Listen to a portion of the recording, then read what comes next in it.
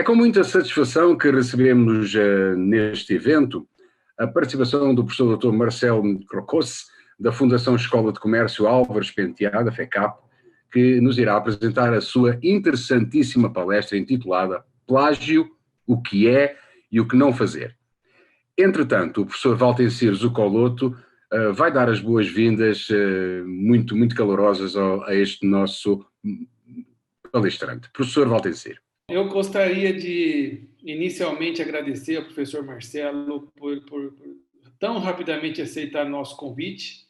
É um grande prazer contar com a sua palestra, professor Marcelo, nessa nossa quarta escola de pesquisadores. Viu?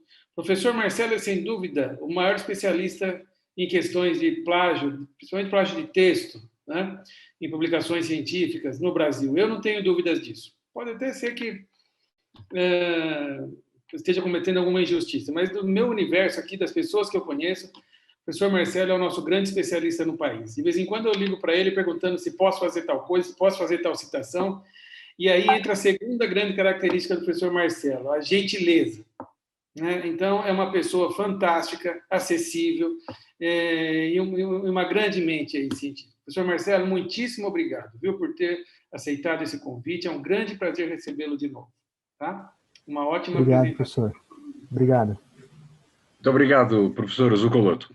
Muito bem, do seu vasto currículo, destacamos que o professor Marcelo é pós-doutorando em Ciência da Informação pela USP, é doutor e mestre em Educação também pela USP, licenciado em Filosofia pela Unify e Pedagogia pela Uniban, bacharel em Teologia pela Assunção, e é professor do Centro Universitário da Fundação Escola de Comércio Álvares Penteado, FECAP, desde 2008, onde já atuou como coordenador da Comissão Própria de Avaliação, a CPA, tendo sido coordenador do Programa de Iniciação Científica, tendo como principal êxito a elaboração do projeto para a aquisição de bolsas de fomento de pesquisa para alunos de graduação junto ao CNPq.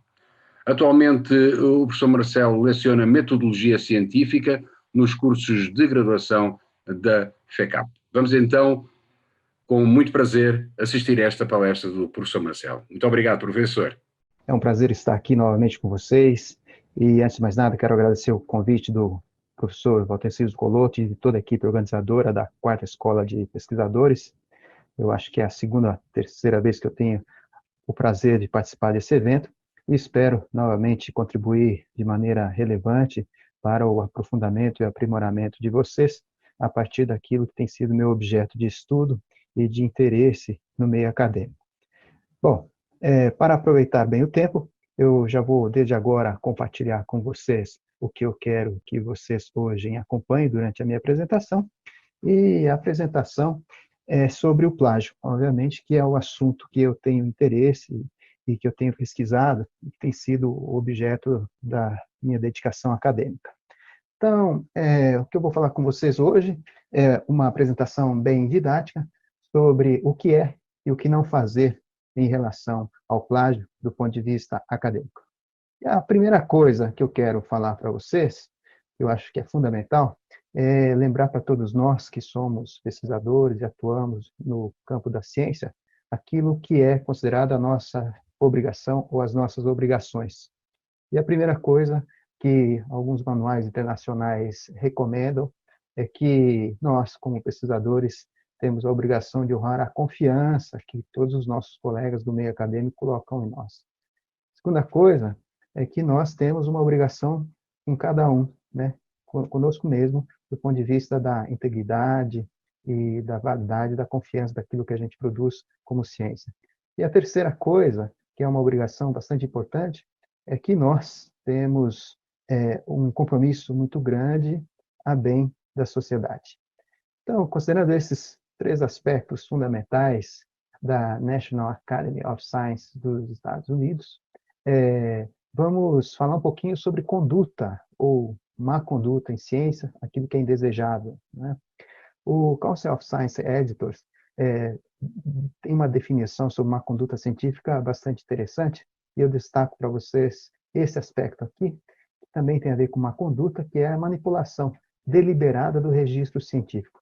o que nós vamos ver é que essa manipulação também pode ser não deliberada, mas acaba sendo também um problema de má conduta na ciência.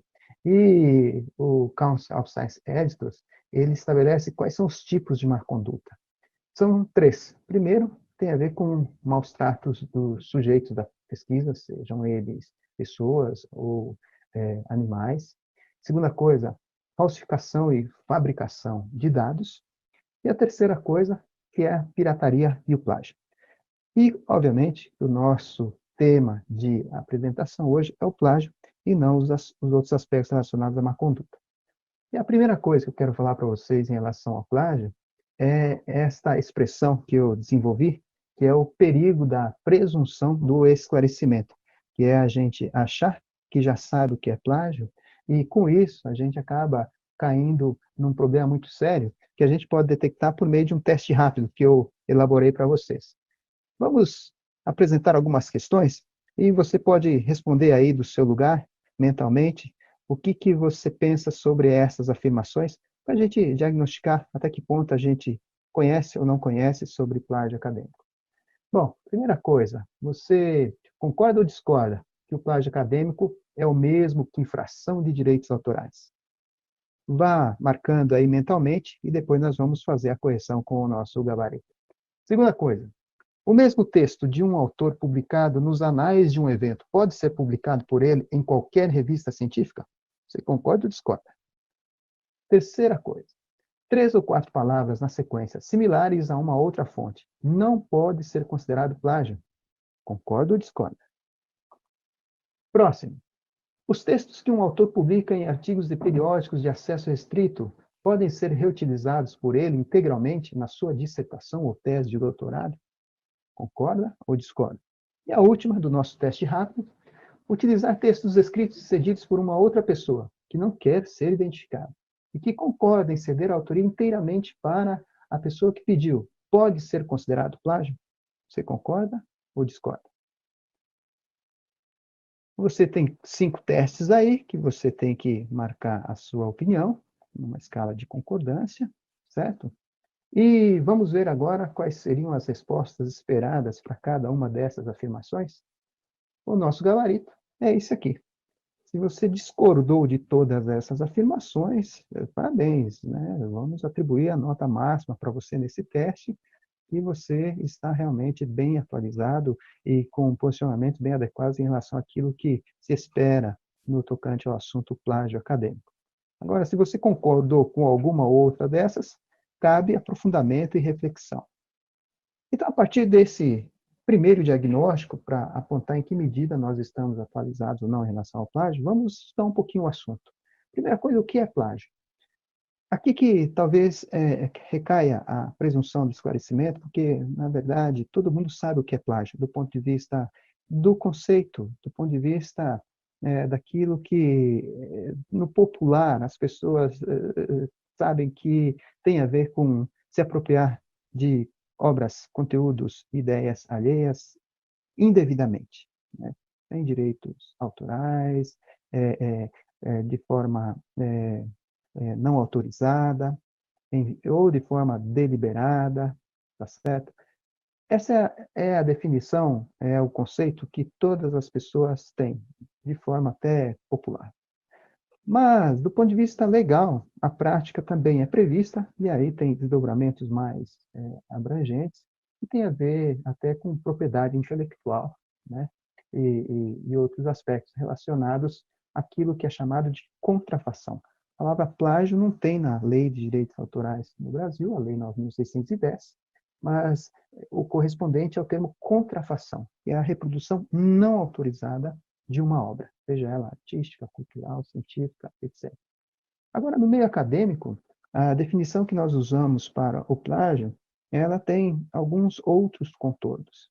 Então, essa definição do CNPq, aqui no Brasil, o plágio é a apresentação, como se fosse própria, de resultados, conclusões obtidos por outros autores, bem como de textos integrais ou de parte substancial de textos alheios, sem os cuidados detalhados nas diretrizes. Aqui, a definição do CNPq se refere às diretrizes estabelecidas nessa normatização pelo CNPq, que tem a ver com atribuição de créditos.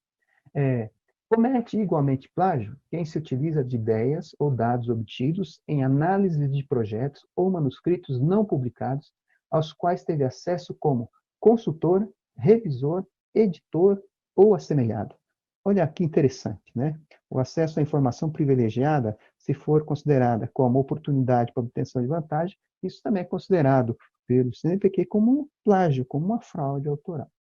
E o CNPq também acrescenta a definição de autoplágio, que é um desdobramento do plágio, que é a apresentação total ou parcial de textos já publicados pelo mesmo autor, sem as devidas referências aos trabalhos anteriores. Que tem a ver também com a reprodução textual, mas aqui não se refere a outra pessoa, mas a cópia de si mesmo. Isso também é considerado uma fraude autoral, uma forma, um tipo de plágio. Bom, dito isso, a gente já pode ir esclarecendo um pouquinho a nossa reflexão sobre o assunto, de que, na verdade, o plágio tem a ver com uma fraude autoral. E tem uma diferença que eu estou mostrando aqui para vocês, que é em relação àquilo que se concebe em relação ao plágio no âmbito da lei e direitos autorais, que é o que eu estou colocando aí do ponto de vista jurídico, a questão principalmente do plágio patrimonial, e do outro lado, eu estou colocando aquilo que não está na lei, aquilo que não tem a ver com uma dimensão jurídica, é a questão do plágio acadêmico, que é uma questão ética, sobretudo. Primeiramente, do ponto de vista jurídico, o que acontece geralmente, né, quando vai para os tribunais? Alguém é autor de uma obra e uma outra pessoa acaba reproduzindo essa obra de forma indevida. Essa obra pode ser um texto, uma música, uma imagem, uma obra de arte, enfim, e sem atribuição de crédito do autor, isso configura um problema de direitos autorais, e então o reprodutor procura os direitos nos tribunais. Muito bem. Então, são duas pessoas aqui, o autor e o reprodutor, certo? Agora, quando a gente olha para o outro lado, a gente tem a dimensão do plágio acadêmico, que tem a ver com, ao mesmo tempo, o problema do autor e do reprodutor, mas aqui entra uma outra dimensão relacionada ao plágio, que é o receptor da obra. E o receptor da obra aqui, eu estou considerando que é a audiência, é a instituição, são os leitores que recebem essa obra. Então, vamos pensar aqui, por exemplo, na situação de alguém que escreveu, produziu um relatório científico, outra pessoa se apropria disso e submete para publicação ou entrega a uma instituição de ensino como se a obra fosse dele. Então, existe um outro problema relacionado aqui à fraude autoral, que é este terceiro recebendo a obra como se fosse produzida por esta pessoa, mas que, na verdade, foi produzida por ela. Então, essa dimensão aqui, ela escapa do âmbito dos direitos autorais previstos na lei. Por quê? Porque esta pessoa pode ter cedido a obra para esta pessoa pode ter vendido a obra para esta, e do ponto de vista da lei, aqui não haveria nada errado. É um acordo, foi uma negociação entre duas pessoas, mas essa pessoa, quando apresenta a obra para uma instituição ou para uma revista, não revela isso. E isso caracteriza a fraude autoral, que não está prevista na lei. Portanto, nós temos aí, né, uma outra dimensão relacionada ao plágio que não é a dimensão jurídica. Então, nós estamos falando do quê, na verdade? Nós estamos nos referindo ao plágio do ponto de vista da fraude autoral, que é a dissimulação da autoria para terceiros, né? Ou, neste caso, até para quartos, né? As instituições. E o que é o plágio acadêmico que nós estamos tratando aqui? Olha, na literatura, olhando para as instituições de ensino internacionais, né, algumas instituições nacionais, a gente consegue traçar uma tipologia do plágio em diferentes aspectos. Geralmente, a gente pensa que o plágio tem a ver só com essa questão da reprodução literal de um texto. É o que nós podemos chamar de plágio direto, porque na notação brasileira, a reprodução literal de um texto a gente faz por meio da citação direta. Mas existem outros tipos de plágio, por exemplo, o plágio de paráfrase, o plágio mosaico, o plágio de conluio, o plágio de chavão, o plágio de outras fontes e o autoplágio. Esses tipos de plágio aqui, eles também fazem parte da realidade acadêmica, desde o ensino básico até o nível avançado de pesquisa publicada em periódicos internacionais. É disso que nós estamos falando e vamos aprofundar um pouquinho agora. A primeira coisa que alguém poderia perguntar é, mas estamos falando desse assunto, mas em que medida ele realmente é um problema na academia? Qual é a proporção disso? Vou mostrar alguns dados só para vocês perceberem que realmente é preocupante, né?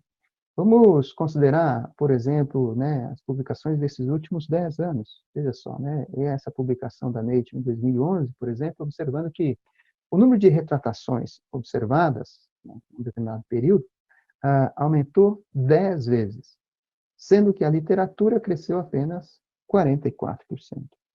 Então, veja só, é provável que metade de todas as retratações seja por má conduta do pesquisador.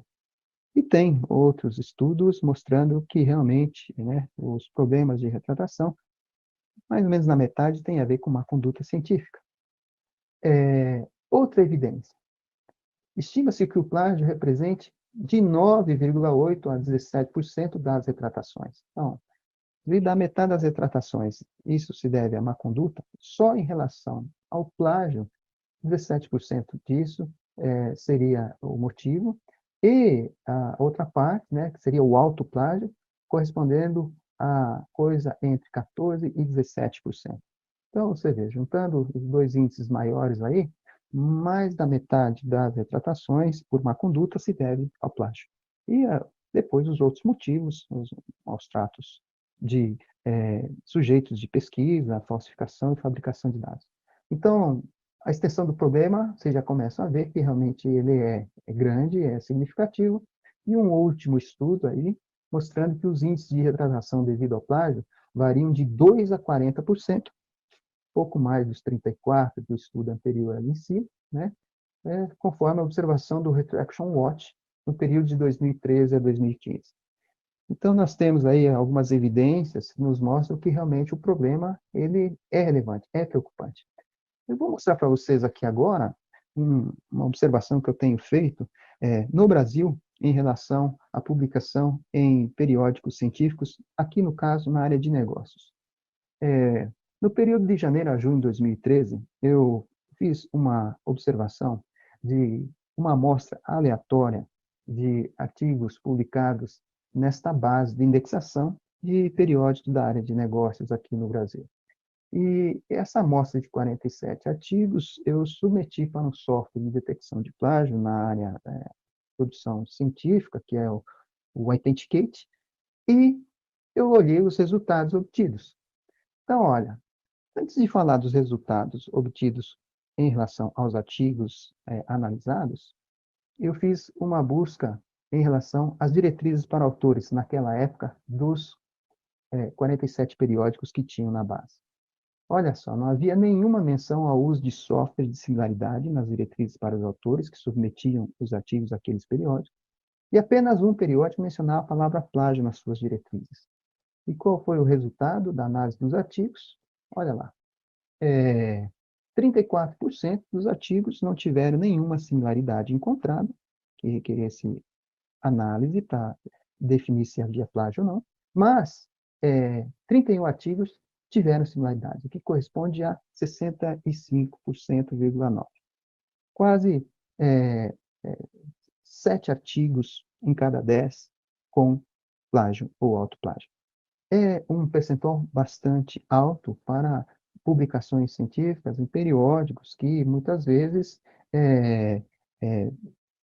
têm como autores pesquisadores de nível profissional.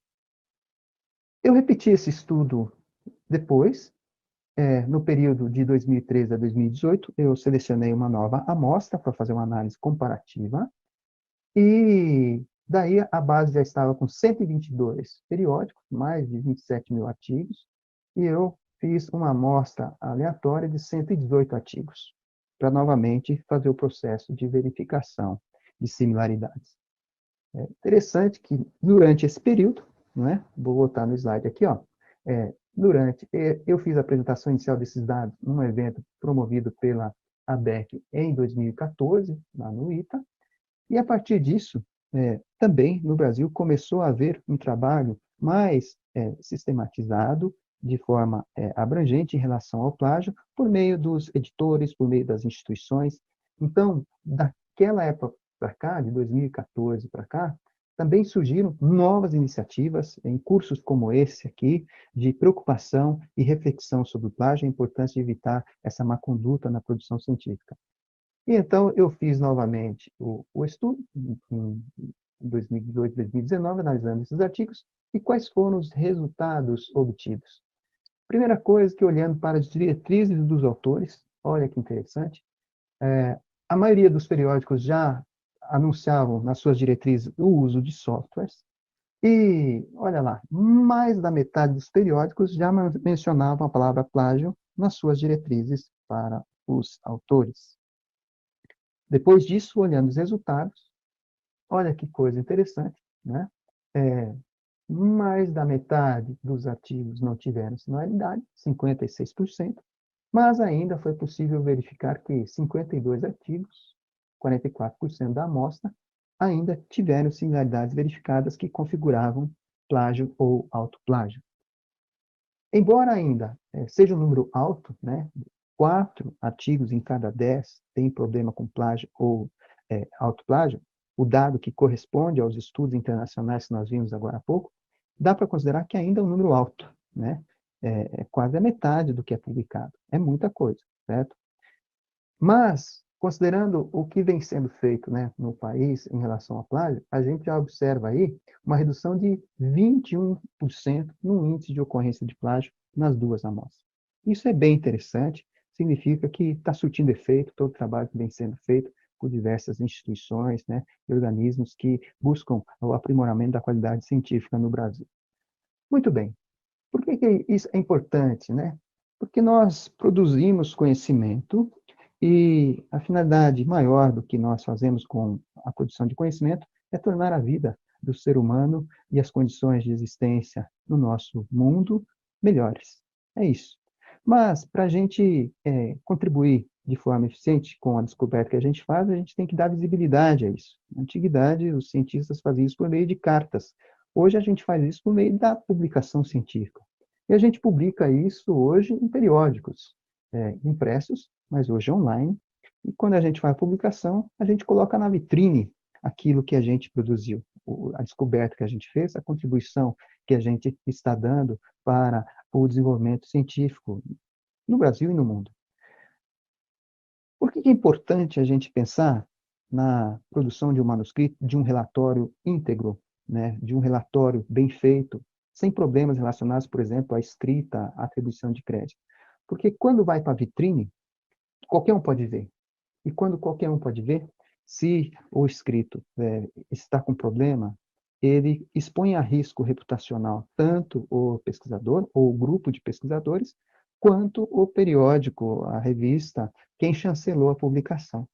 Então, é um problema muito grande a gente negligenciar a ocorrência de plágio em trabalhos acadêmicos, científicos, porque expõe a risco a pessoa e a instituição, no mínimo, para falar o mínimo, né?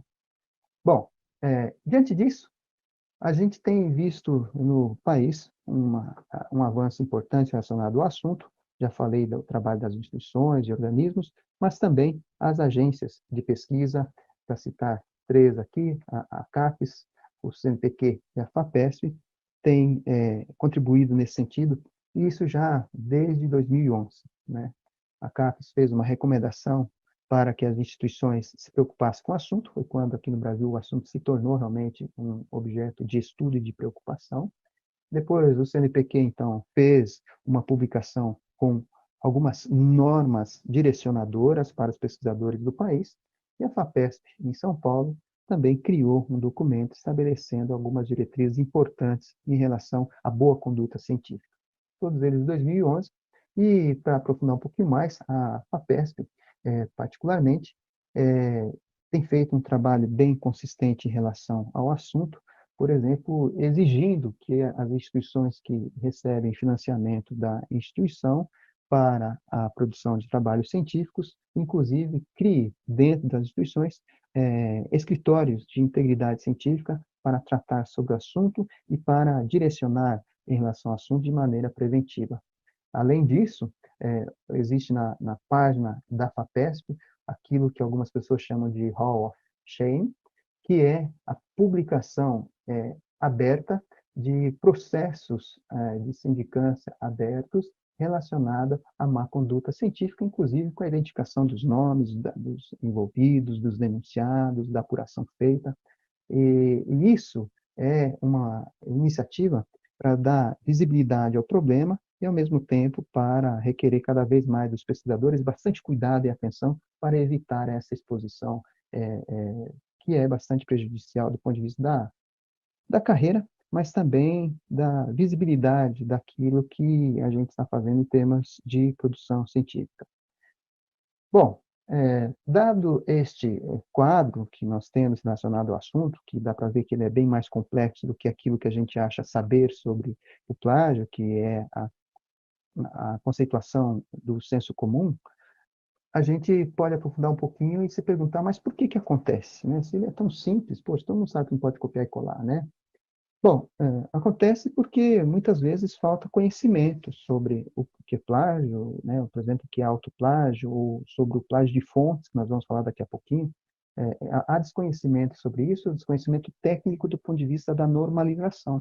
Seja ela a normalização brasileira, a americana, a inglesa, a australiana, enfim, há mais de 1000 convenções de escrita científica, e esse desconhecimento pode gerar um problema de forma não consciente, de forma indevida, relacionada à atribuição autoral. Outro motivo que pode causar o plágio tem sido estudado, a ampliação do acesso à informação. As novas tecnologias permitiram não só que a gente acesse a informação de forma mais fácil, mas que a gente manuseie a informação de uma forma mais fácil. E isso pode causar confusão ou até gerar no usuário a sensação de que a informação circula de forma livre e sem necessidade de atribuição de crédito. Mas tem outros motivos ainda. Entre estudantes, o motivo mais frequente é esse aí, a falta de tempo, a alegação de que o fato de você ter que produzir muito em pouco tempo, acaba implicando numa produção desajeitada ou mal feita do ponto de vista da atribuição do crédito. Outro motivo já estudado, aqui no Brasil, particularmente, a dificuldade da escrita. É muito difícil escrever, é muito difícil compor um texto de forma estruturada, coesa, seguindo as normas. Então, nós não temos um treinamento de escrita consistente na nossa formação da língua portuguesa, do ponto de vista da produção de texto, e isso dificulta na hora de a gente fazer um texto técnico, um texto científico. E, claro, também há outros interesses, outros motivos, e muitas vezes que tem a ver com justamente a falta de ética, a falta de comprometimento. Isso aqui é a causa do plágio intencional, do plágio deliberado. E para publicação em outros idiomas, isso já tem estudos no mundo inteiro, mostrando que a escrita em língua inglesa, para quem não é nativo, é um grande desafio, e como a produção científica depende muitas vezes da citação, aqui há o risco, às vezes, de reprodução de trechos da fonte original, porque o redator, pelo fato de não ser nativo, não encontra expressão melhor para dizer aquilo que ele está consultando. E aqui é um risco grande para quem escreve em língua inglesa, não sendo nativo, em relação à reprodução de partes de um texto que ele não sabe como escrever diferente. E tem outros motivos também, o interesse em obter vantagens, por exemplo, no nível ainda de formação acadêmica, de graduação, de pós-graduação, a necessidade de obter um título, de obter uma nota. Essas vantagens acadêmicas acabam, muitas vezes, sendo o fim principal daquilo que está sendo feito e não o trabalho em si. E tem também outro motivo, que são os aspectos culturais. Já tem estudos mostrando que em alguns países orientais a prática da reprodução, da repetição, é considerada, inclusive, uma forma de elogio, e hoje isso já está mais superado, mas havia em algumas culturas orientais a noção de que copiar e colar não era insulto, mas era elogio, mesmo que a fonte não tivesse sido dada. E talvez até em nosso país também tenha uma dimensão cultural envolvida, que tem a ver com aquilo que a gente considera certo e errado, aquilo que pode e não pode, com a forma como a gente está acostumado a fazer as coisas, o famoso jeitinho brasileiro. Então, a gente precisa aprofundar e estudar mais ainda esses aspectos, mas eles têm a ver também com a ocorrência de plágio. E o outro motivo aí é o interesse no aumento do número de publicações, especialmente no meio científico. A gente sabe que muitas vezes a extensão do currículo é o aferidor, né, da produtividade de um cientista, e mais do que isso, né, o número de publicações citadas que ele tem ou deixa de ter, daí, muitas vezes, a fraude autoral para multiplicar os números da publicação e para conseguir aumentar também o número de citações, e isso tem a ver com o produtivismo científico, com o interesse de aumentar a visibilidade e obter vantagens com isso, tá?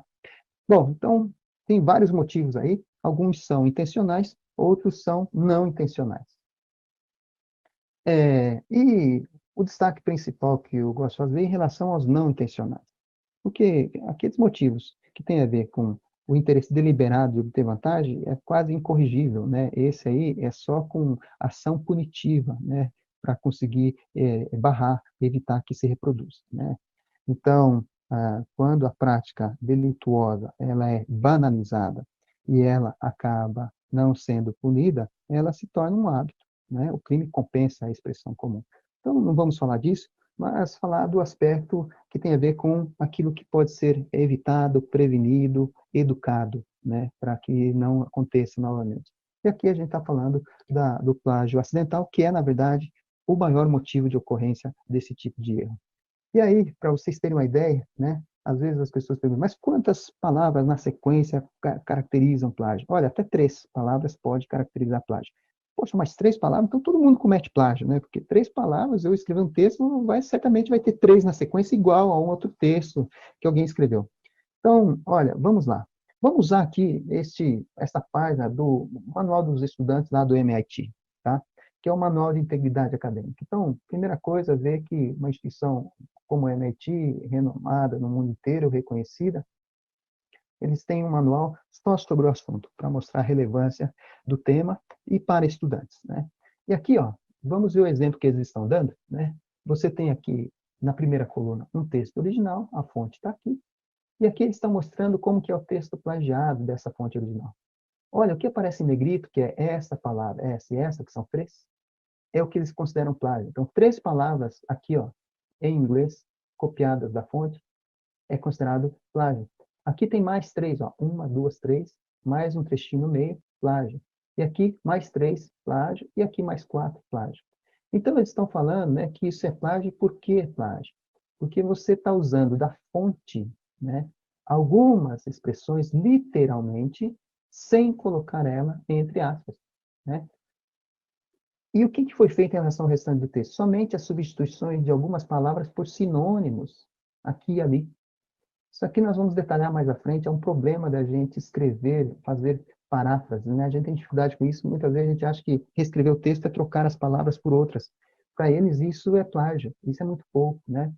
E eles falaram, aqui, eles orientam o aluno, falam, olha, mesmo que a fonte tenha sido citada, tá aqui, ó, tá vendo? A fonte foi citada.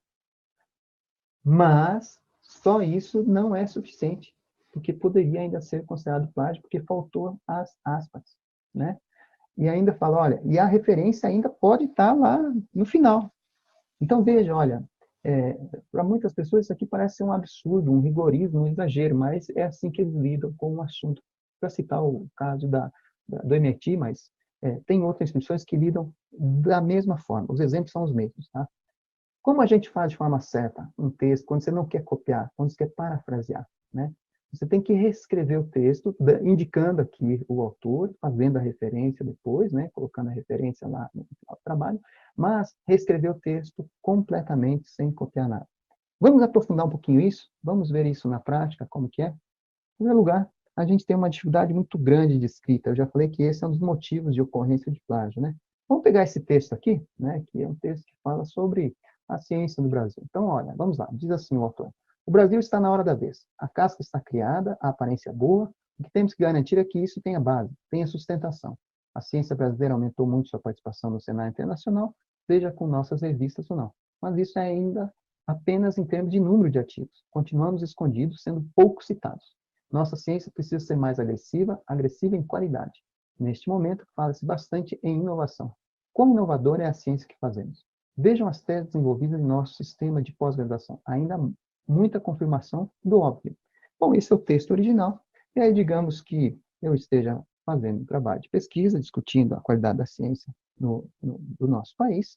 Então, vou usar esse texto como fonte. E como que eu acabo cometendo plágio? Se eu escrevo um texto assim, ó, é a hora do Brasil brilhar, precisamos garantir que isso tenha um alicerce, a ciência brasileira vem crescendo muito no exterior em aspecto numérico, mas não tanto em citações. A ciência do Brasil tem que ser mais forte em termos de qualidade.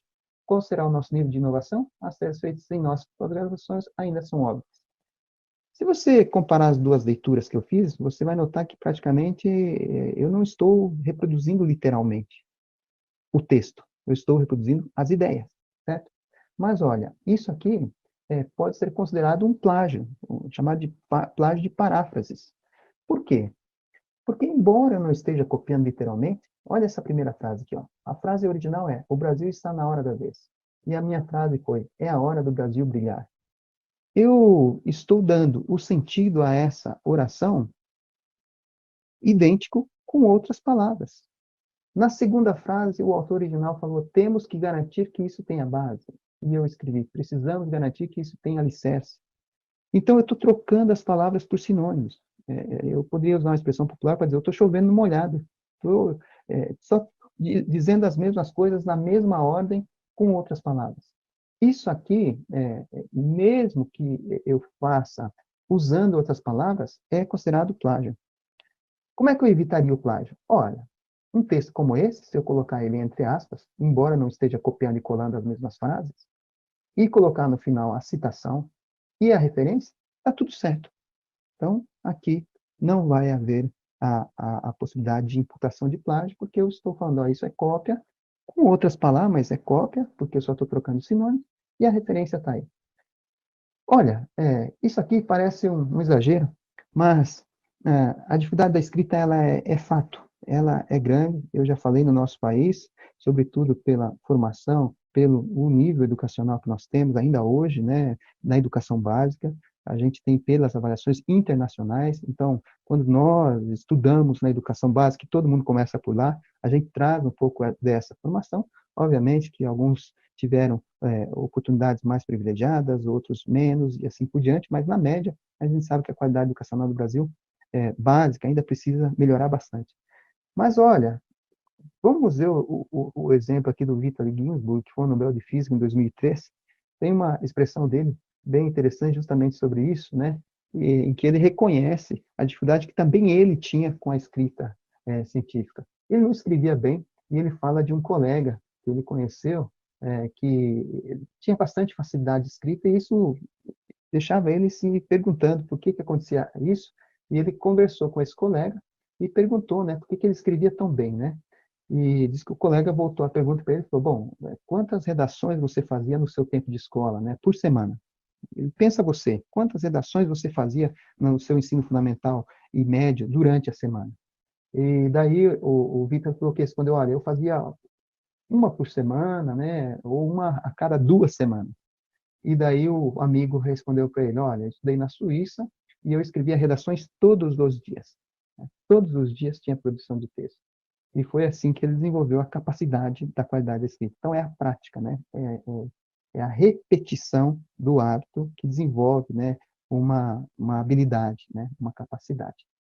Para dizer isso, porque para a gente conseguir escrever realmente evitando esse tipo de plágio que eu mostrei agora há pouco, plágio de paráfrases, que é um texto reescrito apenas com sinônimos, vamos voltar no manual do MIT e vamos olhar lá o que eles recomendam. Olha só que interessante, hein? Eles falam: como é que você evita o plágio? Fazendo uma paráfrase bem feita, que é o quê? Um texto que você não copia, que você reescreve, mas reescrever mesmo, sem trocar apenas as palavras por sinônimos. Eles falam: olha, essa é a forma básica, né? Quer dizer, você começa a escrever um texto trocando as palavras por outras, porque a linguagem permite isso. Mas isso é muito pouco. Você precisa também de outros 4 passos. Mudar a estrutura da sentença, Mudar a voz das orações, da voz ativa para passiva ou vice-versa, né? Olha, trocar algumas partes das frases, mudar de sentido, né? E mudar a oração, o parágrafo, a sentença de forma completa, né? Essas dicas aqui do NLP, quando a gente pensa, então, vamos ver como é que a gente consegue colocar isso em prática, a gente vai ver na sequência, mas já vou fazer uma observação para vocês aqui, que começa a surgir dentro da tecnologia a possibilidade da gente usar recursos tecnológicos para elaboração de paráfrases, que são essas ferramentas aí. Tem 3 ferramentas internacionais, o Spinbot, o Krieger, Spinner e o Spinner. Bom, o que que eles fazem? Eu já testei. Você coloca um texto aqui em cima, tá bom? E pede para ele reescrever, para ele parafrasear. Mas se vocês forem analisar aqui, o que que ele faz? Ele faz o que qualquer pessoa conseguiria fazer, que é trocar as palavras por sinônimos, que é o primeiro nível de elaboração de palavras. Então, o texto feito por essas ferramentas aqui é um texto que muda só a sintaxe da frase, só algumas palavras, tá bom? Mas isso pode ser considerado plágio. Então, cuidado, tá bom? Não dá também falar assim, eu já sei, para fazer paráfrase bem feita, eu vou usar uma ferramenta. Cuidado.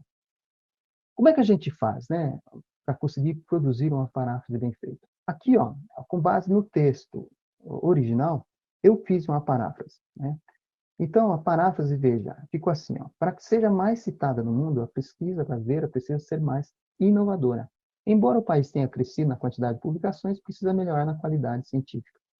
E eu estou dando a indicação do autor e a fonte, né, nas referências. Então, é claro que o assunto aqui não vai mudar, que é a qualidade da ciência do país, brasileira, e essa expressão acaba sendo usada de novo, né? Então, algumas palavras-chave não dá para tirar do texto, porque elas que direcionam, né, a criação da ideia, né, do conjunto da ideia. Mas eu evitei de copiar as frases. E outra coisa, a dica é começar fazendo a paráfrase pelo que está no final do texto e terminar dizendo o que está no começo. Então, essa ideia de mudar a estrutura da sentença, né?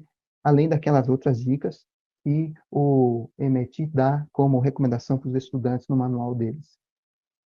O texto que eu parafrasei, ele acaba ficando menor do que o texto original, porque a ideia é essa, né? Eu consegui dizer com as minhas palavras de forma mais objetiva aquilo que o texto original disse de forma mais detalhada.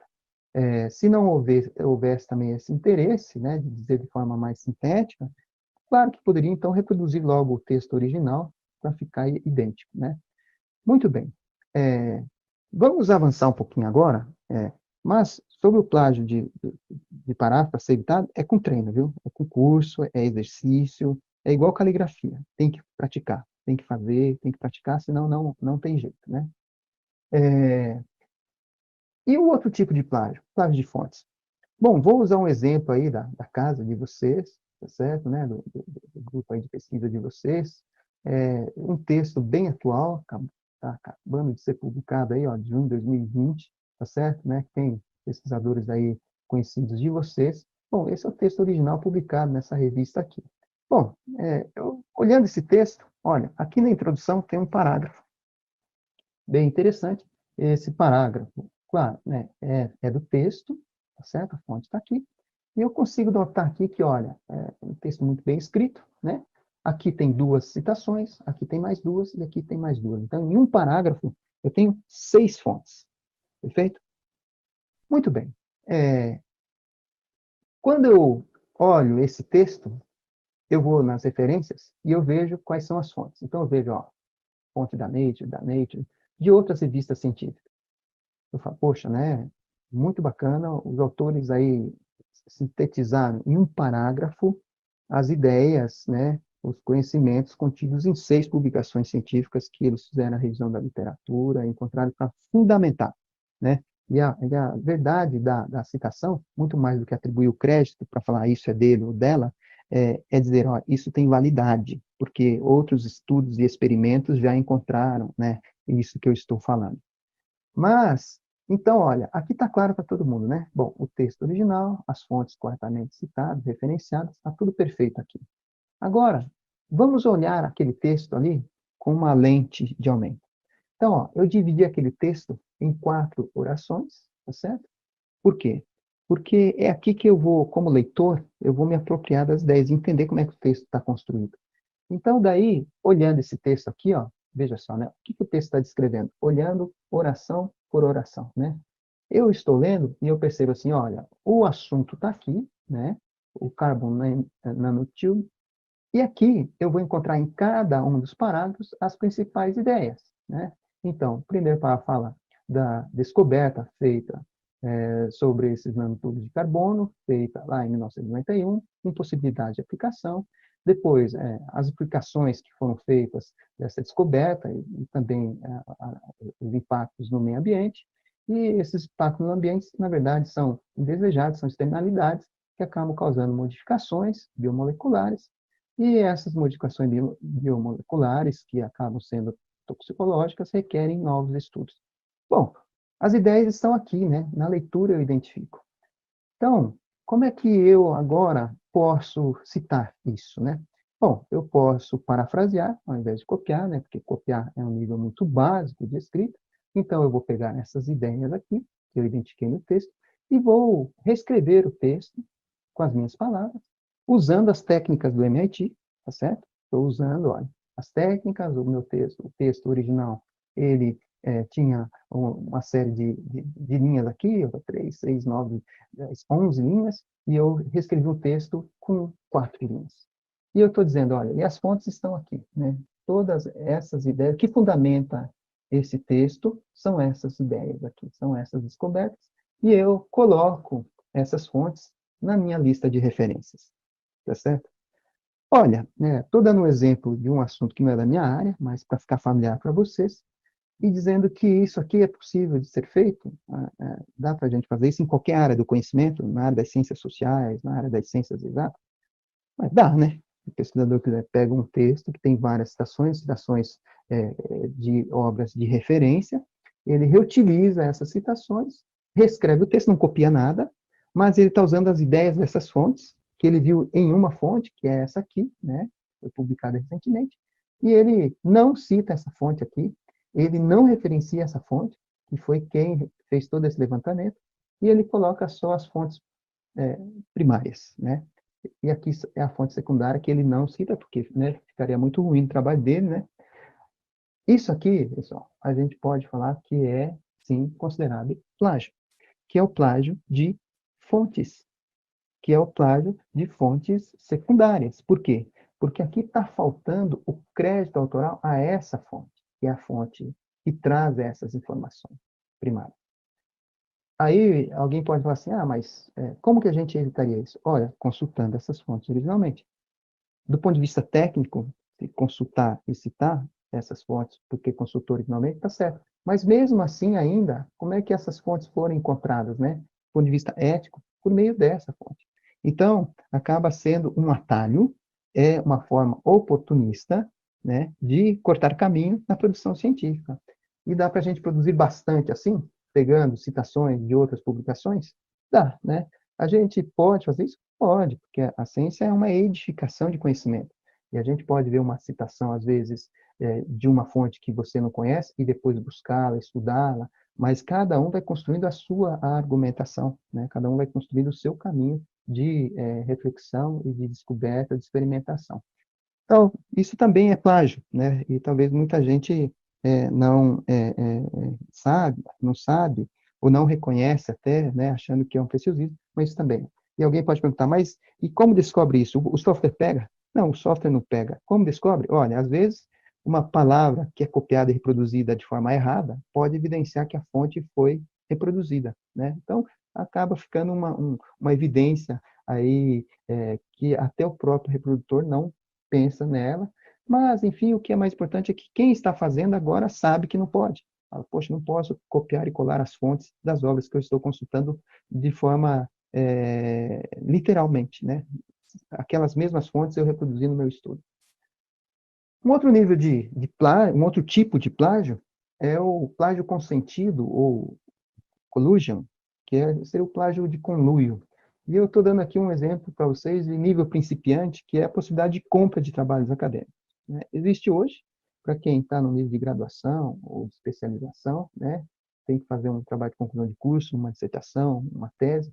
Já é possível? Olha, só para você ver, o número de anúncios pagos, quando eu procuro compra de trabalho acadêmico, você já vê que o mercado é aquecido, né? Tem a concorrência está forte, tem que fazer anúncio pago para atrair a demanda. Então, esse é um nível principiante, porque quem está hoje ainda na graduação, né, está fazendo aí uma especialização, um mestrado, um doutorado, mas existe também a dimensão do conluio, que é uma forma de plágio também, né, que eu estou chamando de plágio consentido, em nível avançado. E é o que eu chamo de autoria 4G. O que é a autoria 4G? É uma forma autoral bem atualizada, de ponta, que tem a ver com 4 características de autoria, que todas elas começam com G, na palavra em inglês, que é a autoria convidada, quando um autor faz um trabalho e convida outros para assinarem juntos, com o compromisso depois dos outros fazerem o mesmo, e aí num grupo, num consórcio, né, de produção científica, 4 autores, né, cada um faz um trabalho e cita os outros. Assim, todo mundo tem publicação durante o ano. Isso aqui é uma forma de fraude autoral, né? Porque a gente já sabe que para ser autor tem que cumprir algumas exigências. E isso também é novo, antes não tinha, mas como existe problema de fraude autoral, até a autoria agora já tem processos de mudança. Também tem a autoria presenteada, que é quando você atribui a autoria a alguém em reconhecimento, né, ou por dever algum favor. Tem também a autoria premiada, que é aquela autoria que vai receber alguma vantagem com a publicação, de alguma maneira, né? E tem a autoria fantasma, que é aquele que escreve e ajuda a fazer o trabalho, mas não quer aparecer, né? Ele cede os direitos autorais, fala, não tem problema, não quero trabalhar, publica com o seu nome, tá certo? Isso tudo aqui parece um absurdo, mas olha, o Mário Biagioli é um dos grandes pesquisadores sobre autoria científica no mundo. Ele, no ano passado, publicou um paper de uma nova modalidade de plágio que ele está observando, que tem justamente a ver com essa autoria fantasma, que já são publicações científicas que o autor é original, o autor escreveu o trabalho, mas para que, por diferentes motivos, o trabalho não levante suspeitas, ele coloca outros nomes de outros pesquisadores, que talvez nem sabe que o nome dele foi colocado naquele paper, para que, no processo de avaliação ou aprovação para publicação, ou depois para citação, o paper pareça mais relevante, porque tem nome de autores famosos. Isso aqui, no campo da ciência, parece um absurdo, né? Mas olha, o Biagioli é autoridade, está vendo isso, já tem evidências de que isso está acontecendo, e é uma coisa que a gente vê hoje no mundo da internet, né? Às vezes textos com atribuição de nome de pessoas que depois dizem, olha, eu não escrevi isso é fake news, isso inventaram. Então, essas dimensões de fraude autoral existem, são fato, já são realidade, e algumas estão sendo até evidenciadas. E nós vamos falar daqui a pouquinho, um pouquinho mais sobre isso, que é a questão até do cartel de citações, né? Por que acontece isso? Para aumentar o número de citações, né, que se espera de uma publicação científica.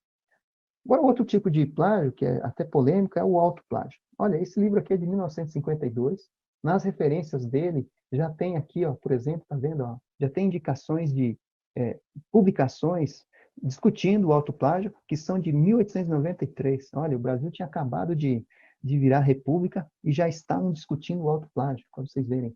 Eu fui atrás dessa publicação aqui, e consegui recuperá-la. Hoje em dia, essa é a grande vantagem, né, dos recursos da nova tecnologia, você encontra publicação de séculos. E eles discutindo o autoplágio, eles falam uma coisa legal aqui, baseando-se até numa tradição do Banco da Inglaterra, né, que, de acordo com a tradição lá, quando alguém ia tomar dinheiro do banco, né, pegar dinheiro do banco, se na hora que pegasse a nota, que acabou de sair do banco, ninguém ainda tinha usado a nota novinha, e essa pessoa pegasse o dinheiro, mas desistisse e falasse, não, eu não quero em cédula, eu quero em moeda. Olha, nesse momento, o banco até poderia pegar de volta a nota que teria saído da mão do funcionário do banco, mas essa nota, ela não mais seria reutilizada e teria que ser inutilizada, cremada. Por quê? Porque a tradição deles é que a nota que sai do banco não pode ser devolvida ao banco pelas mãos da mesma pessoa, porque já passou por mão de outras pessoas diferentes do banco. E aí o texto fala, olha, e essa lei também vale para o campo da literatura e da produção artística, né? Tudo que já circulou deve morrer. Nenhuma reedição de pensamentos e fantasias será permitida. Então, para dizer sobre a questão de quem produziu uma ideia, olha, você já não, por mais que ela seja sua, você não pode mais produzir. Tem que eliminar e produzir outra. Isso para voltar no tempo e dizer que a discussão do autoplágio para nós pode ser uma coisa até exagerada, que assim, poxa, eu não posso dar as minhas próprias ideias? De certa forma, não. Né? De certa forma, não. Como o Banco da Inglaterra fazer? O dinheiro é dele, mas se já foi na mão de alguém, ele está devolvendo, então destrua. Como evitar o autoplágio, né? Que é a reprodução de ideias, de textos feitos por nós mesmos? Olha aí algumas dicas. Escrever o que o trabalho já foi publicado anteriormente, evitar escrever uma coisa longa em partes fracionadas, cuidar com a repetição de texto que você já escreveu em outras obras, né? E até os editores já começam a colocar regras relacionadas a isso, né? Ao autoplágio. Então, por exemplo, aqui, ó, nessa revista científica da área de ciências sociais, nas diretrizes para os autores já diz que trabalhos publicados e aceitos em outras revistas, né, não serão aceitos. Os trabalhos devem ser inéditos, né? Mas, olha, eles falam, mas trabalhos apresentados em eventos nós aceitamos. Então, isso também é interessante. Agora, tem revistas que dizem aqui, não, falam, não aceitamos sequer trabalhos apresentados em eventos científicos, que você tenha publicado, que você tenha apresentado. Então, é muito importante isso para ver como são as regras da onde você está enviando o trabalho, porque alguns não aceitam que você reproduza os próprios textos, né? Algumas pessoas falam, e a questão dos métodos? Olha, tem aqui já discussão científica sobre isso, tá certo? Tem autores que dizem, olha, o autoplágio é aceito até o limite de 20% da obra, porque métodos muitas vezes são os mesmos utilizados em algumas áreas de pesquisa experimental. Então, tem já algumas orientações aqui. Olha, bom, se você vai falar sobre o mesmo método, evite escrever, copiar e colar, né? Parafraseie, reescreva. Se copiar, ó, cita e faz a referência, de acordo com a convenção, né? E procure seguir as diretrizes do periódico. Em função disso, já tem periódicos dizendo que aceita a repetição do método. Então, a regra está combinada, né? Esclarecer que se trata de método conhecido, descrição detalhada apenas se o método usado for totalmente novo, se não repete o mesmo, se o editor está de acordo. Anexar uma descrição do método como parte dos materiais suplementares. Então, e aí já fica como uma repetição aceita. E nas ciências da vida, quando os autores precisam descrever métodos repetidos, os editores periódicos têm concordado com a adoção de anexos, né? Que é sempre o mesmo método. Então, essas coisas ajudam a evitar o problema do autoplágio. Como é que a gente evita o autoplágio? Olha, citando, né? E aí, a gente precisa citar a si mesmo. Mas também cuidado com isso, é o outro lado, né? Olha, se ficar o bicho pega, se correr o bicho come, né? Poxa, eu não posso repetir o que eu já falei, porque pode ser plágio. Bom, eu tenho que me citar, então, para evitar, mas se eu me citar, pode ser considerado o cartel de citação, você está aumentando as suas citações, citando a si mesmo, já que ninguém cita. Então, já tem procedimentos aí sobre isso, por exemplo, de periódicos, por exemplo, que fizeram, né, a retratação de artigos devido à observação de empilhamento de citações. Então, também observação e cuidado com isso. Como é que a gente verifica a ocorrência de plágio? Tem diversos softwares, a maioria deles são softwares institucionais, e daí é recomendado que você converse com a biblioteca da sua instituição para verificar qual é o software utilizado, como é que você consegue fazer o uso dele. O software é uma ferramenta preventiva, né, para ajudar você a aprimorar o seu texto. A maioria dos softwares funcionam por meio de buscas, geralmente, da identificação do plágio literal ou plágio mosaico. A maioria dos softwares opera aqui, tá vendo? Agora, por exemplo, no campo da paráfrase, né, que não tem reprodução textual, né, mas existe apenas a manutenção da semântica do texto, né? Quer dizer, a ideia do texto escrito com outras palavras. Vocês veem que os softwares já não conseguem pegar aqui, mas já está começando a surgir softwares com inteligência artificial, tá? Que permite a identificação de repetição até do estilo de escrita. Tá? Até se quem escreveu por exemplo, é um outro autor diferente de você. Já tem software buscando isso aqui, tá bom? Para cobrir todas as dimensões relacionadas ao texto. Mas, enfim, os softwares, eles não têm a finalidade somente de fazer uma caça às bruxas, mas ter uma finalidade de ajuda, de aprimoramento da escrita. Aqui nesse paper publicado ainda este ano, bem interessante, um comparativo dos softwares antiplágio mais comuns no mundo, e aqui em cima aparecem os melhores, né? O Turnitin, o Workant, o PlagiScan e outros. Eu não recomendo nenhum por uma questão de isenção, mas é importante você olhar o software, tá? Tem 5 fake news que eu aponto sobre os softwares antiplágio que é importante você observar. Primeiro, que o relatório que ele gera não é um relatório de plágio, é um relatório de similaridade. Então, às vezes, dá 70%. Você precisa olhar. Às vezes, o que acontece é que o texto que o software está dizendo que tem cópia na internet são as cópias de quem citou você, e não que você copiou deles. Então, o software identifica a similaridade, mas às vezes o que é similar identificado é quem copiou você, e não quem você copiou, entendeu? O percentual de similaridade determina a extensão do plágio? Não, não, né? É o que eu acabei de falar, né? Às vezes o software pode dar 70% de similaridade e tem 0% de plágio, né? Qual é o número mágico aceitável? Não existe um número mágico, tá? Vai depender sempre da análise, né? Às vezes, um texto com 5% de plágio pode ser muito mais grave do que um com 70%, um texto com 5% de similaridade pode ser mais grave do que um com 70% de similaridade. Então, não existe um número mágico. Os softwares não são bafômetros de plagiador, né? Ele não tem a finalidade de, olha, esse é plagiador, esse não é. O software tem que ter uma finalidade educativa, tá bom? E todos os softwares são iguais? Não, não são. O que os softwares fazem? Eles têm um algoritmo de busca de similaridade do texto com outros textos publicados na internet. E aí o que vai variar e vai depender muito é a abrangência do algoritmo desse software nas fontes encontradas na internet. Tem fonte que é de acesso fechado. Se o software não tem acordos com as empresas, né, com as editoras, ele não vai conseguir rastrear aquelas fontes. Então, às vezes, um mesmo texto num software A tem um índice de similaridade X e no software B tem um índice de similaridade 2x. Então, a eficácia do software é importante, precisa ser levada em conta, né? Bom, como a gente evita o plágio? É muito fácil. 2 coisas: citação e referência. É isso, né? Fazer as citações e as referências. Fazer isso é uma coisa que requer técnica, prática. Hoje tem software que faz isso muito bem, os softwares de escrita e de editoração científica. A gente precisa aprender e treinar para usá-los bem. Olha o que aconteceu, um fato antigo, conhecido, eu recupero aqui só para mostrar para vocês, olha, reprodução de imagem de forma indevida, sem atribuição de crédito. Gerou um processo, cassação de diploma, exoneração do orientador. E por quê? Faltou colocar a referência e faltou colocar a citação. Só isso aqui estava resolvido o problema, porque é permitido, né, copiar e colar. Daí, terminando, o que não é plágio? Poxa, por exemplo, olha, a própria lei diz que é possível fazer a reprodução de passagens de qualquer obra, tá certo? Com a finalidade de estudo. Basta citar e identificar a fonte. Então, não há problema nenhum em copiar e colar, em reproduzir, mas tem que fazer isso de acordo com a lei. Em relação ao uso de imagens, é possível também fazer em relação às imagens um uso chamado fair, né? Um uso considerado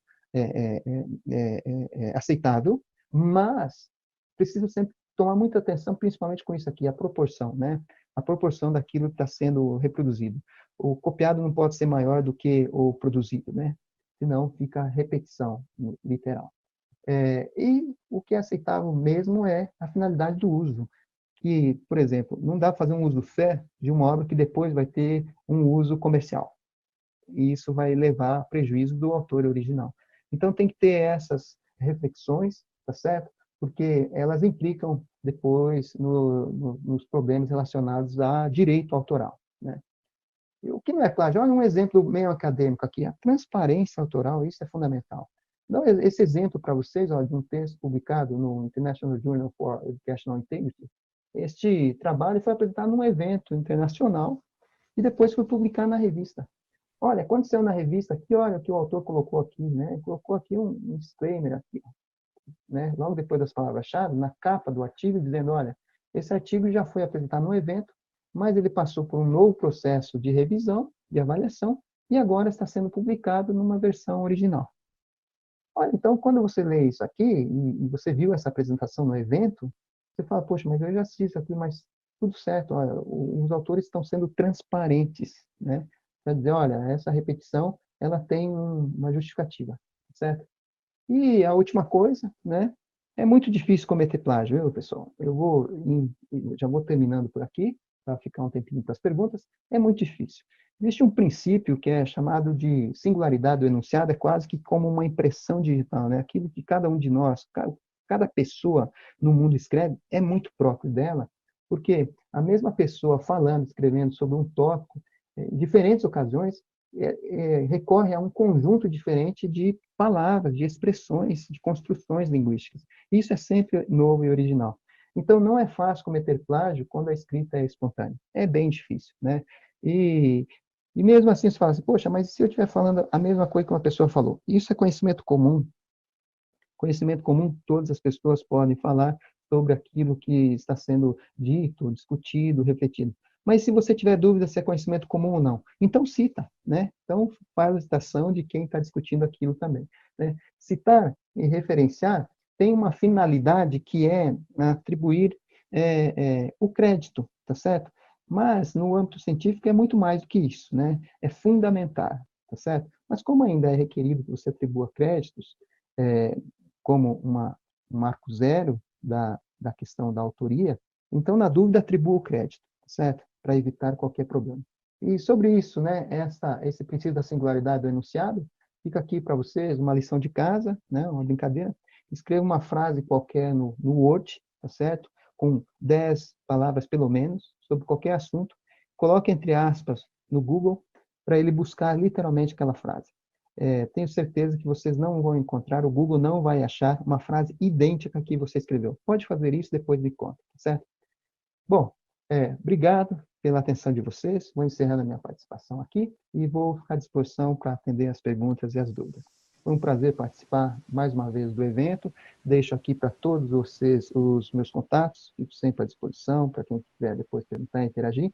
E aproveito para fazer propaganda do meu site com informações, cursos e orientações aprofundadas sobre o assunto. Os 2 livros publicados, e o primeiro deles é um manual de orientação com vários exemplos e testes, inclusive, sobre o assunto, e o segundo, uma reflexão mais teórico-conceitual para quem quer aprofundar a discussão e a reflexão sobre plágio, que também é muito desejado, né? Tem surgido bastante pessoas discutindo o assunto no Brasil, e isso é muito bom para todos nós. Bom, obrigado a todos, prazer participar aqui da apresentação com vocês, e eu vou ficar agora à disposição para ouvir as perguntas e poder participar juntamente com vocês. Prazer, obrigado, até já. Muito bem, excelente palestra, professor Marcelo, parabéns, muito obrigado. Realmente é um mundo, né? O mundo do plágio e das formas como se consegue, por vezes, contornar e tentar enganar. Vamos então às perguntas que os nossos participantes tiveram a amabilidade de nos enviar. O professor Adriano Tralbeck diz o seguinte: inclusive devemos tomar cuidado até com o chamado autoplágio, não é? Sim, sem dúvida. Aliás, esse tem sido o grande problema, até porque é um tema polêmico, né? Se a gente pega o conceito, a definição de plágio, ele se refere sempre à apropriação dos conteúdos, das ideias, dos textos, das obras de outros. E o autoplágio é a apropriação de obra de si mesmo.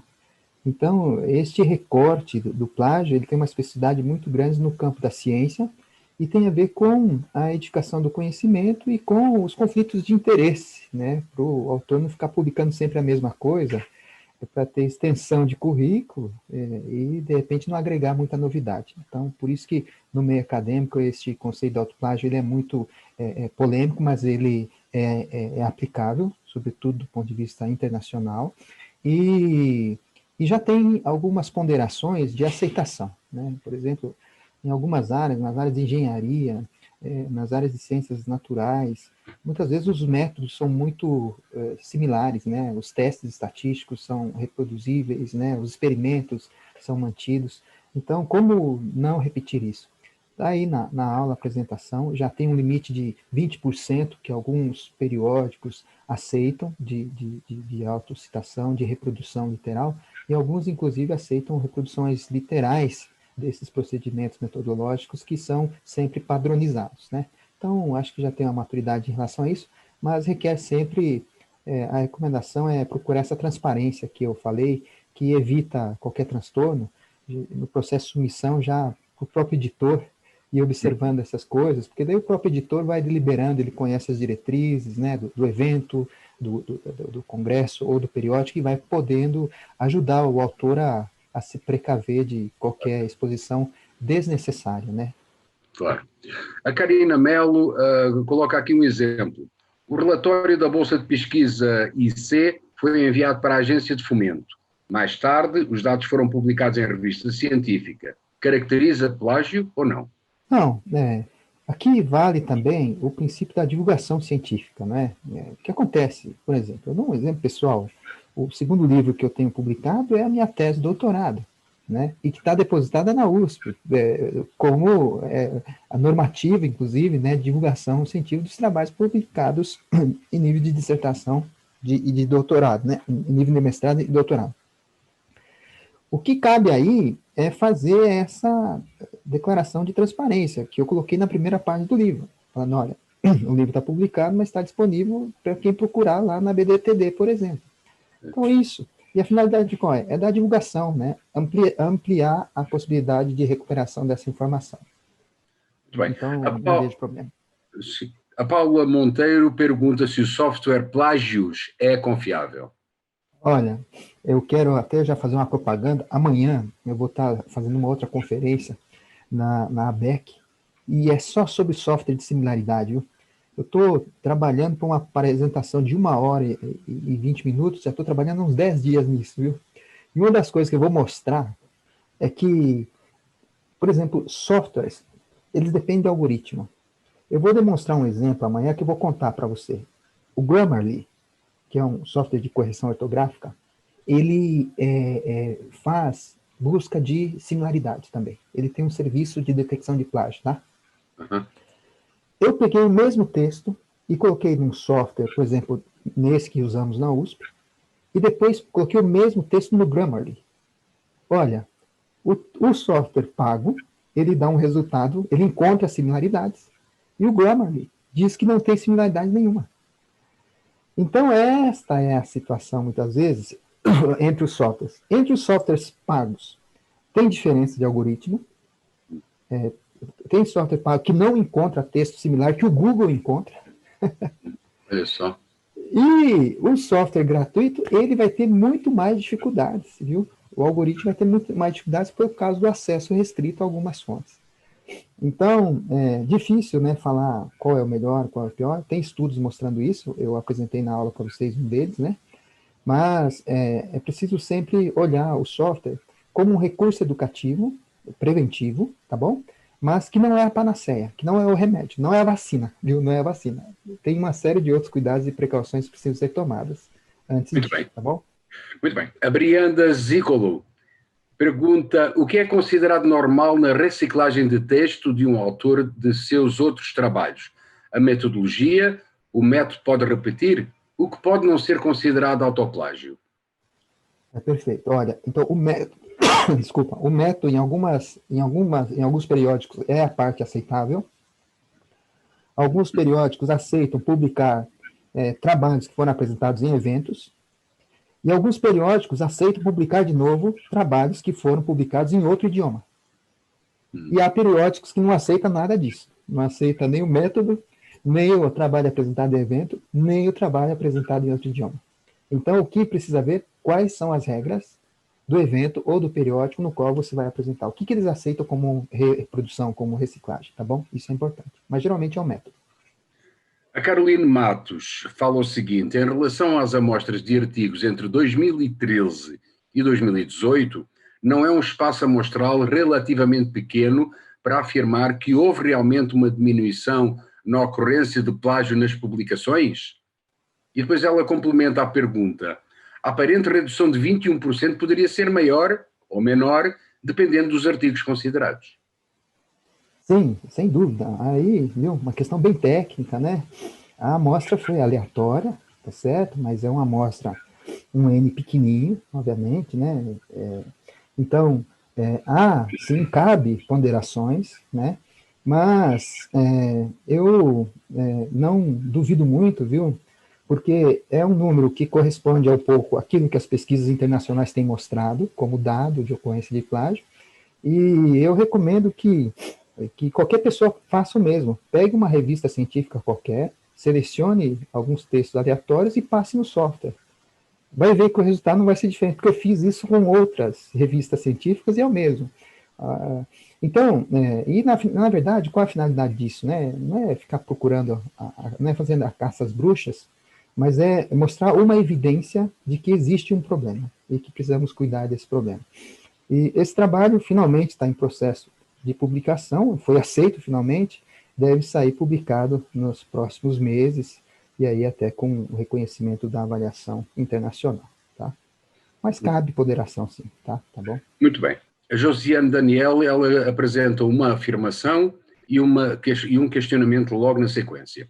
Ela diz que muitas vezes apresentamos conceitos ou ideias retiradas de outra publicação, porém com a apresentação de referência. Utilizando um software para verificação de plágio, é possível diferenciar o conteúdo que é apresentado com a devida referência daquele que não é referenciado? Então, hoje os softwares, eles atuam muito na sintaxe do texto, tá? E aí o que eles conseguem chegar muito é reprodução literal, né? E olha lá, né? Tem limitação, o software já tem reprodução literal que eles não pegam.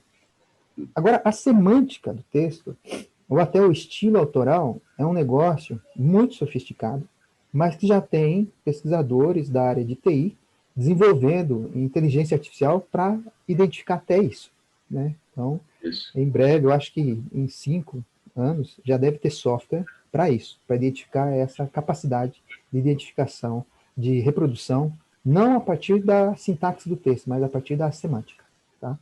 Mas hoje não existe isso. Não existe. O professor Beto Grandini, ele fala o seguinte: no seu teste, você considera plágio os textos que um autor publica em artigos de periódicos de acesso restrito e utilizados integralmente em uma tese? Ele pergunta: como fazer uma tese por artigos? Olha, essa questão é muito boa, viu? Cabe atenção, né?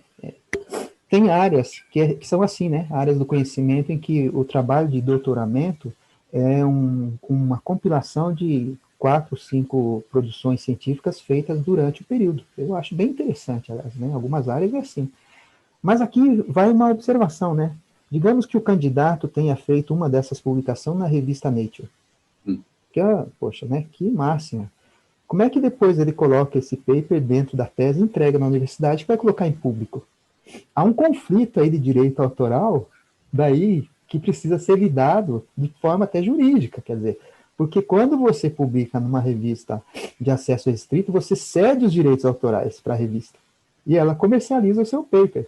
Então, depois você não pode pegar esse paper e colocar num documento universitário, entregar e a universidade falar, vou colocar no repositório digital para todo mundo. Você percebeu? É um conflito aí, né? É como a gente, quando publica um livro, né, a gente não pode mais dar esse livro para qualquer pessoa, né, porque a editora tem o direito comercial sobre ele. Então, isso é uma questão complexa e cabe, daí, nesse caso, se o paper vai ser colocado dentro da tese, de forma aberta, tem que ter uma seção da editora, né, do periódico, tá? Porque pode ter um conflito daí jurídico, né, de direito autoral. Tá. O professor Adriano Tralbach volta novamente ao nosso convívio dizendo e afirmando: plágio nem pensar, mas devemos ter cuidado com o excesso de citações. Como o excesso de citações pode também prejudicar o trabalho referente à escrita científica. O senhor assina por baixo este comentário? Olha, o Michel Schneider tem um livro chamado Ladrões de Palavras. Foi um dos primeiros que eu li quando comecei a estudar o assunto. E ele usa uma expressão chamada de plágio civilizado, viu? O plágio civilizado é isso aí, viu, professor? É quando você faz um texto recheado de citações, tecnicamente está tudo certo, as referências estão todas lá, mas ele fala, olha, Ele tem uma expressão interessante, Michel Schneider, para falar, isso é uma ostentação de uma falsa retórica, porque, no fundo, o texto não acrescenta nada, está chovendo molhado, mas fica, sabe, aquela erudição, parece, porque citou muita gente. Exatamente, é isso aí, viu? Né? Tenho aqui uma pergunta de um participante que não se identificou. Ele pergunta assim: para evitar plágio de fontes, basta acrescentar a fonte de onde você tirou as demais, ou devemos citar apenas essa fonte? Concluindo, ou é sempre necessário ir direto nas fontes que o outro texto cita? Essa questão aí, ela é delicada. Vocês viram que eu fiz uma PUD no final aí, só para usar esse preciosismo de dizer, olha, quando você não vai na fonte original, você cita a fonte por meio da qual chegou, mas isso é um atalho que em ciência você sabe que é perigoso, né? Porque você pode estar citando uma fonte por meio de alguém que não foi impreciso na reprodução da ideia. Então é um risco, né? E aí o ideal é checar na fonte, né? Mas o que não dá é você fazer isso, pegar um parágrafo de um texto com 6 citações e reproduzir as 6 citações de forma fácil, né? Desse jeito a gente produz um artigo a cada final de semana, né? Então, aí que está a má fé, né? Aí que está talvez a falta de jeito, né? Que precisa ser evitado. E quando é necessário, por uma questão de rapidez, de confiança nos autores, fazer o APUD, por mais que isso não é recomendável, não pega bem, como fazer citação direta também, né? Copiar e colar, mesmo que esteja entre aspas direitinho, não fica bom, né? Porque fica parecendo um trabalho de preguiçoso, né? É melhor evitar, viu? Melhor evitar. Né? Mas é claro que a gente usa, né? O conhecimento é edificado. A gente vai vendo citações e vai por meio delas buscando outro. O conhecimento é uma rede, né? Então a gente pode usar algumas fontes sem dúvida, né? O Alexandre Bandeira pergunta: apresentar a mesma pesquisa em eventos diferentes é considerado um plágio? Então, de novo a transparência, né? De novo a transparência. Primeiro, do ponto de vista da ciência, quanto mais divulgar, melhor é, né? Se o conhecimento for realmente um conhecimento que faça a diferença e que contribua, quer dizer, quanto mais se apresentar e divulgar, ótimo, né? O que tem que ver depois é como isso aparece no currículo, né? Cada vez que fizer a apresentação, apresentar um título, né, no currículo, vai ficar um currículo gigantesco, mas na verdade é de uma coisa só, né? É como aquele cantor que canta a mesma música no mundo inteiro e fazendo turnê, né? É um hit, né? Mas é sempre a mesma música. E precisa ter outras, né? Então, analogia à parte, e tem que ver também os eventos, né? Se os eventos aceitam que você apresente um trabalho que já foi apresentado em outro evento. Né? Então, isso cabe transparência. Última pergunta, vem da Paula Monteiro, que é a seguinte: algumas editoras aceitam trabalhos apresentados em eventos para publicação como capítulo de livro. Isso é autoplágio? Não, novamente, se a editora aceita, e até se você como autor tem essa transparência de colocar no rodapé, digamos, no rodapé da primeira página do capítulo, que o trabalho foi apresentado no evento, que o trabalho é síntese de um título de doutoramento, de mestrado, tá ótimo, né? Tá cumprindo a tarefa de divulgação científica de novo, que não há aí uma intenção de má fé ou de descuido, né? E as partes todas estão sabendo, né? Muito bem. O professor Valtencires Zucoloto, com certeza, vai querer dar uma palavrinha ao professor Marcelo. Obrigado, Rui. Eu tenho uma pergunta, na verdade. Muito bem. Eu até te encaminhei aí no chat, mas você acho que não viu, Rui, não tem problema. Não vi. Marcelo, parabéns pela palestra fantástica, né? Como sempre, superou todas as nossas expectativas. Muito obrigado. Eu tenho uma pergunta prática, Marcelo. Esses dias eu estava buscando uma imagem, uma foto, uma fotografia, tinha que ter pessoas, né? Para uma apresentação científica, que ilustrasse um tema que eu estava abordando, né? Bom, eu até vi que tem vários repositórios de imagens e fotos, tal, que aparentemente são gratuitos, mas mesmo assim, na hora que você faz o download, sempre pede para você pagar, mas isso não vem ao caso. Mas a imagem está disponível, você tem como copiá-la ali no site e tudo mais, certo? São fotografias. Eu até fui a Lei de Direitos Autorais, acho que é 9.610 ou algo parecido, e também, né, como você mencionou na sua apresentação, tem alguns aspectos para você que não são considerados plágios, nem infração de direitos autorais, quando não visa lucro, quando é com finalidades didáticas e assim por diante. Mas, mesmo assim, eu fiquei receoso e não usei, porque eu não tinha o autor dessas fotos, o fotógrafo, como acreditar a imagem e a foto. Eu achei que colocar só o site de onde veio, mesmo sendo uma apresentação didática e tudo mais, eu não quis usá-las, né? Tem alguma recomendação nesse caso, Marcelo? Podemos usar ou realmente isso pode ser problemático? Essa é uma questão bem interessante, viu, Matheus? Eu, por exemplo, nessas apresentações que eu faço, as imagens que eu uso, todas elas eu compro, né? De um banco de imagem profissional, eu compro, pago até para não ter nenhum problema. Alguém fala, poxa, né? E essas imagens aí são todas pagas, eu pago os direitos de imagem, né? Para usar. E as outras imagens são de acesso público, né?